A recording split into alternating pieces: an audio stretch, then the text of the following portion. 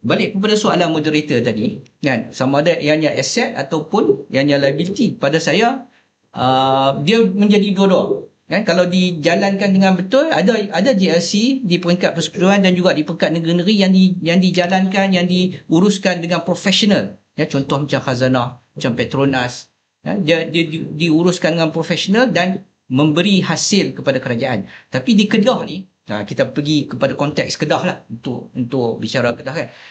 Maaf cakap lah, tak ada satu pun GLC yang sampai tahap ni. Cakap salah, tak cakap pun salah. Semua salah, Ditelan maki mak, Oh, di luar maki bapak. matilah nah.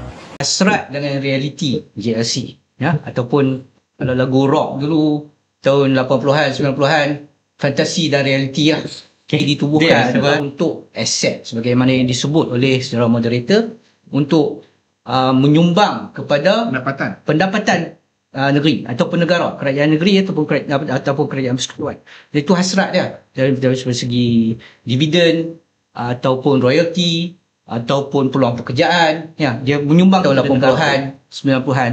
Hasrat tu sudah menjadi satu realiti yang berlainan, iaitu GLC, GLIC ni adalah tempat untuk ghanimah. Ya, ghanimah ni pembahagian harta rampasan perang. Jadi bila sesuatu pihak tu menang, jadi adalah habuan dia. Jadi di situlah ghanimah ni dibahagikan di GLC, baik peringkat persekutuan, baik peringkat negeri.